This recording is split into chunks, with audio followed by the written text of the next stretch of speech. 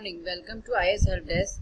My name is Mayuri Khanna and I have been teaching Environment and Ecology for IS Prelims. Today's topic is Ecological Niche and Ecological Succession. What is Ecological Niche? अगर हम simple words में इसको समझें तो उस कोई भी particular organism का इन्वायरमेंट में क्या रोल होता है उसको हम इकोलॉजिकल निश बोलते हैं कि mainly the functional characteristic of A species कि वो जितने भी बायोटिक एलिमेंट्स हैं या जितने भी एबायोटिक एलिमेंट्स हैं उनके साथ किस तरह से इंट्रैक्शन कर रहा है, पर्टिकुलर इकोसिस्टम में उसका क्या रोल है, किस तरह से वो रिसोर्सेज को यूज करता है, इसको हम बोलते हैं इकोलॉजिकल निश।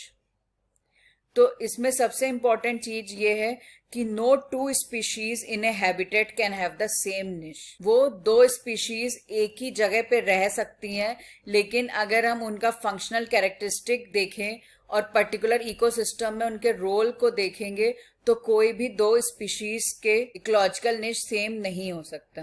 टाइप्स ऑफ निश में होता है हैबिटेट निश, वे कि कहाँ पे वो रहता है, फूड निश, व्हाट इट ईट्स और डिकम्पोजेस, रिप्रोडक्टिव निश, how and when it reproduces, and physical and chemical निश कि उसको कितना टेम्परेचर, कितनी ह्यूमिडिटी या किस तरह की फिजिकल एनवायरनमेंट की जरूरत होती है।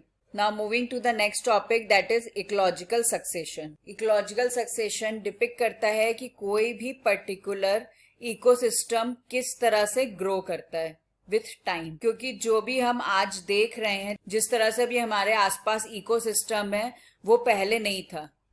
तो इकोलॉजिकल सक्सेशन ही वो प्रोसेस होता है जिससे हम स्टडी करते हैं कि स्टार्टिंग लिविंग ऑर्गेनिज्म कहाँ से हुई, फिर उसके बाद वो कैसे ग्रो हुआ। It is divided in two parts, primary succession and secondary succession.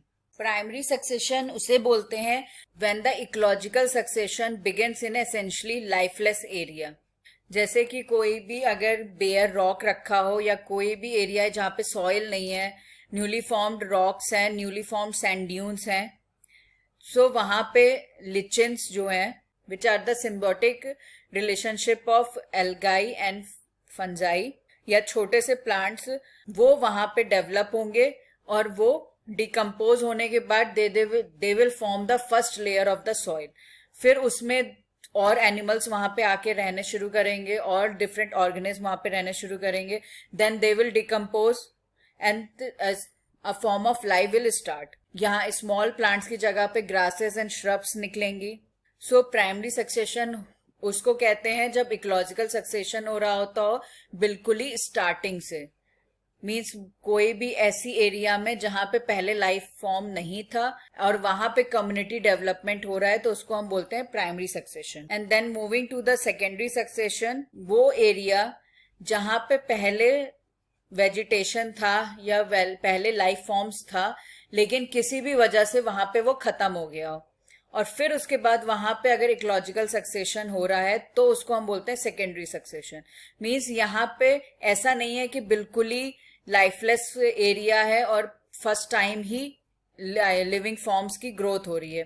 जैसे अगर फॉरेस्ट फायर के बाद आपका पूरा फॉरेस्ट एरिया अगर डिस्ट्रॉय हो गया है एंड द फॉरेस्ट एरिया जो है वो डिग्रेड हो गया है, तो वहां पे एक उस पर्टिकुलर पैच एरिया में फिर से अगर ग्रोथ ऑफ लिविंग ऑर्गेनिज्म होता है तो हम उसको बोलते हैं सेकेंडरी सक्सेशन, क्योंकि वहां पे पहले लिविंग ऑर्गेनिज्म थे, फिर किसी वजह से वो वहां पे खत्म हो गए, उसके बाद अगर कुछ टाइम पीरियड के बाद वहां पे फिर से डेवलपमेंट होता है, then it is known as secondary succession. Now moving to the next term, that is ecotone. It is a transitional region between two ecosystems. जैसे मान लीजिए कि दो इकोसिस्टम है, एक वाटर इकोसिस्टम हुआ, एक लैंड इकोसिस्टम हुआ।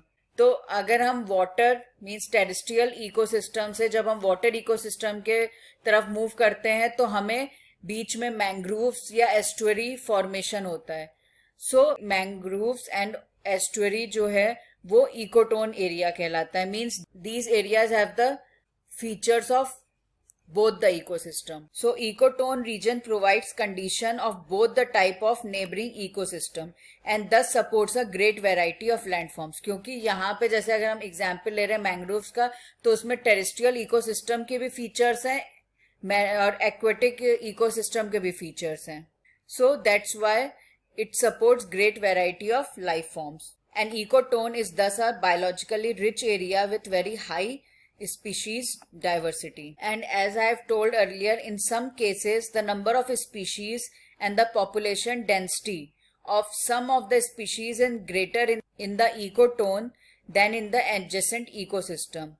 This tendency of an increased diversity and density is called edge effect. It means that कि कोई भी स्पीशीज अगर वो टेरेस्ट्रियल इकोसिस्टम में है तो फॉर एग्जांपल उसकी पॉपुलेशन और ग्रोथ कम है, लेकिन जब वो इकोटोन अगर एरिया में रह रहा है तो वहां पे उसकी डाइवर्सिटी एंड डेंसिटी बढ़ गई है. So this is known as edge effect. Thank you. Hope you have like the video. For any query, you can mail us at info@ishelpdesk.in or WhatsApp at 85860 55783. And for more guidance, please visit our website